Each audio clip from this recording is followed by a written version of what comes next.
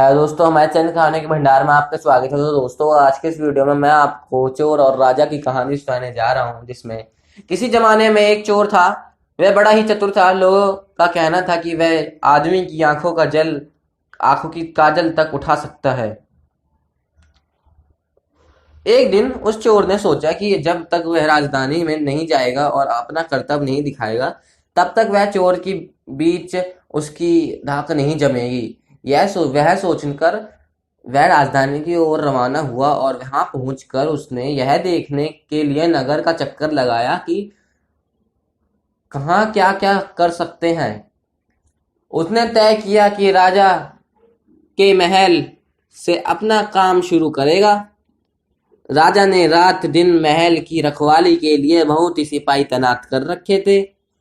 बिना पकड़े गए परिंदा भी महल में नहीं घुस सकता था। महल में एक बहुत बड़ी घड़ी लगी थी, जो दिन रात का समय बताने के लिए घंटे घंटे बजाती रहती थी।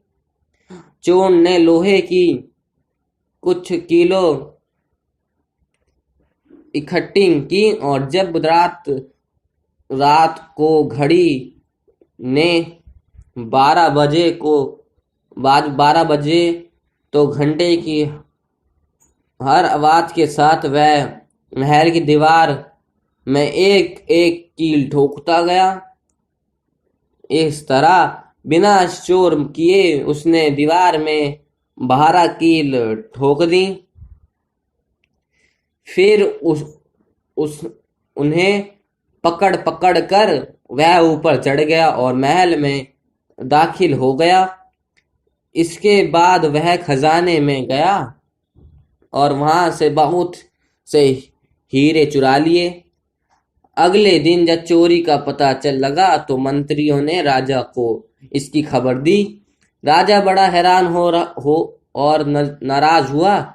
उसने मंत्रियों को आज्ञा दी कि शहर की सड़कों पर गश्त करने के लिए सिपाहियों की संख्या दुगनी कर दीजिए और अगर रात के समय किसी को भी घूमते हुए पाया जाए तो उसे चोर समझकर गिरफ्तार कर लिया जाए। जिस समय दरबार में यह ऐलान हो रहा था, एक नागरिक के भेज में चोर मौजूद था। उसने सारी योजना की एक एक बात का पता चल गया और उसे फौरन यह भी मालूम हो गया कि कौन से 26 सिपाही शहर में ज्ञात के लिए चुने गए हैं।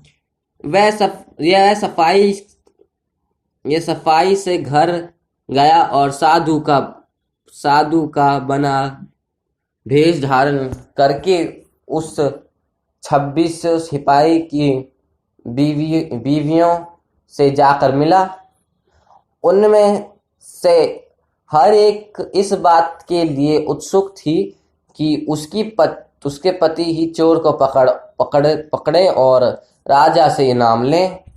एक एक करके चोर उन सब के पास गया और उनके हाथ देखकर वो बताया कि वह रात उसके लिए बड़ी शुभ है। उसके पति की पोशाक में चोर उसके घर आएगा, लेकिन देखो, चोर को अपने घर के अंदर मत आने देना, नहीं तो वह तुम्हें दबा देगा। घर के सारे दरवाजे बंद कर लेना और भले ही वह पति की आवाज में बोलता सुनाई दे, उसके ऊपर जलता कोयला फेंकना। इसका नतीजा यह होगा कि चोर पकड़ में आ जाएगा। सारी स्त्रियां रात को चोर के आगमन के लिए तैयार हो गईं। अपने पतियों को उन्होंने इसकी जानकारी नहीं दी। इस बीच पति अपनी गश्त पर चले गए और सवेरे 4 बजे तक पहरा देते रहे। हालांकि अभी अंधेरा था, लेकिन उन्हें उस समय तक इधर उधर कोई भी नहीं दिखाई दिया। तो उन्होंने सोचा कि उस रात को चोर नहीं आएगा। यह सोचकर उन्होंने अपने घर चले जाने का फैसला किया। जो ही जो जैसे ही वह घर पहुंचे, स्त्रियों को संदेह हुआ कि उन्होंने चोर की बताई कार्रवाई शुरू कर दी। फल वह हुआ कि सिपाही जल गए और बड़ी मुश्किल से अपने स्त्रियों को विश्वास दिला पाए कि वह ही उनके असली पति हैं और उनके लिए दरवाजा खोल दिया जाए। सारे पतियों के जल जाने के कारण उन्हें अस्पताल ले जाया गया। दूसरे दिन राजा दरबार में आया तो उसे सारा हाल सुनाया गया। सुनाकर राजा बहुत चिंतित हुआ और उसने कोतवाल को आदेश दिया कि वह स्वयं जाकर चोर पकड़े। उस रात कोतवाल ने तैयार होकर शहर का पहरा देना शुरू कर दिया। जब वह एक गली में जा रहा था, चोर ने जवाब दिया, मैं चोर हूं। कोतवाल समझा कि लड़की उसके साथ मजाक कर रही है। उसने कहा, मजाक छोड़ो और अगर तुम चोर हो तो मेरे साथ आ जाओ। मैं तुम्हें खाट डाल दूंगा। चोर बोला, ठीक है, इससे मेरा क्या बिगड़ेगा। और वह कोतवाल के साथ काठ डालने की जगह पर पहुंचा। वहां जाकर चोर ने कहा, कोतवाल साहब, इस काठ में को आप इस्तेमाल कैसे किया करते हैं? मेहरबानी करके मुझे समझा दीजिए। कोतवाल ने कहा, तुम्हारा क्या भरोसा, मैं तुम्हें बताऊं और तुम भाग जाओ।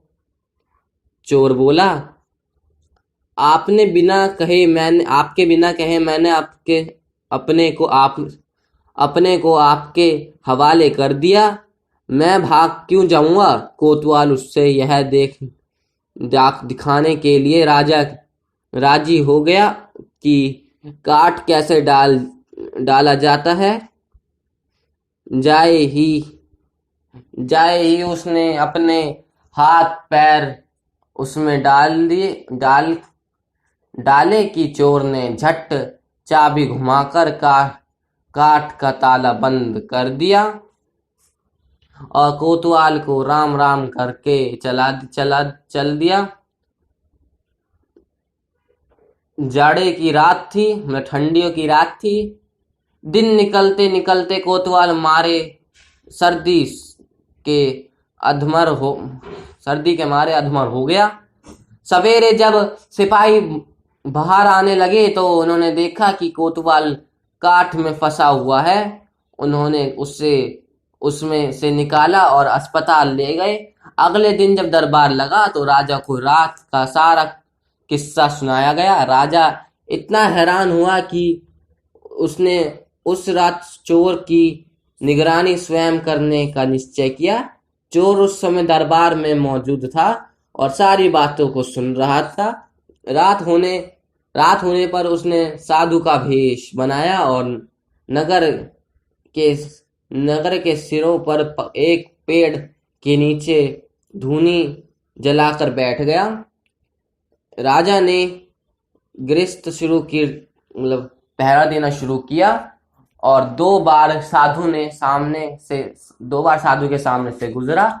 तीसरी बार जब वह साधु के सामने से आया तो उसने साधु से पूछा कि क्या इधर से किसी अजनबी आदमी को जाते उसने देखा है? साधु ने जवाब दिया कि वह तो अपने ध्यान में लिंग था। अगर उसके पास से कोई निकला भी होगा तो उसे पता नहीं। यदि आप चाहें तो मेरे पास बैठ जाएं और देखते रहे कि कोई आता जाता है या नहीं। यह सुनकर राजा के दिमाग में एक बात आई और उसने फौरन तय किया कि साधु उसकी पोशाक पहन कर शहर का चक्कर लगाएगा और वह साधु के कपड़े पहनकर वहां चोर की तलाश में बैठे। आपस में काफी बहस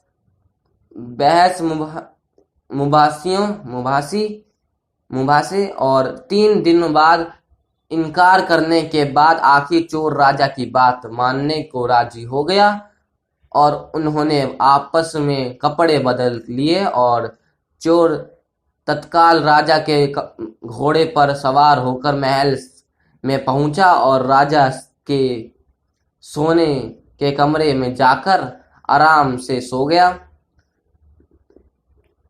बेचारा राजा साधु बना चोर को पकड़ने के लिए इंतजार कर रहा था। सवेरे के कोई 4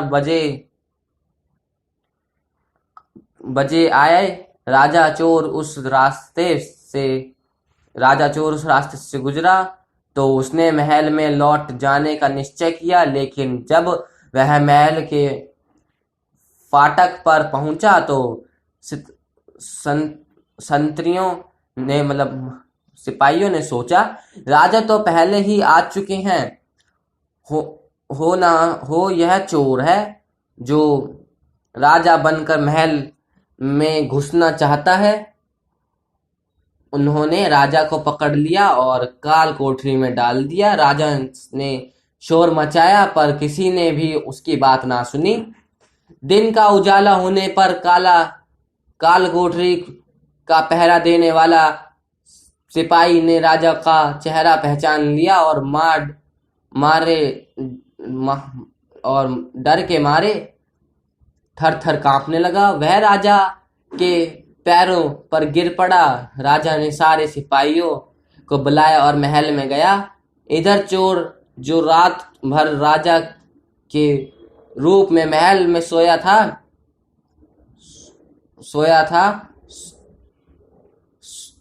सूरज की पहली किरण फूटते ही राजा की पोशाक में और उसी के घोड़े पर रफू चक्कर हो गया। अगले दिन जब राजा अपने दरबार में पहुंचा तो बहुत ही हताश था।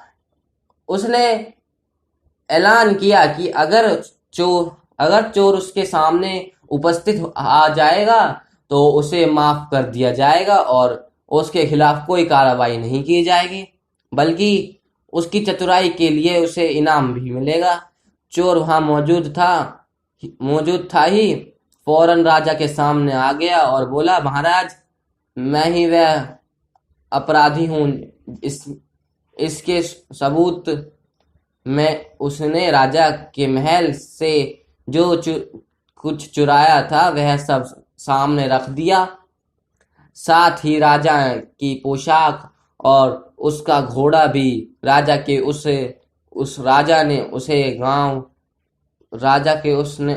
ने उसे गांव इनाम में दिया और वादा कराया कि वह आगे चोरी करना छोड़ देगा। उसके बाद से चोर खूब आनंद से रहने लगा। तो दोस्तों, अगर आपको हमारी यह कहानी अच्छी लगी हो तो प्लीज हमारे चैनल को लाइक करें, सब्सक्राइब करें और शेयर करें। राधे राधे।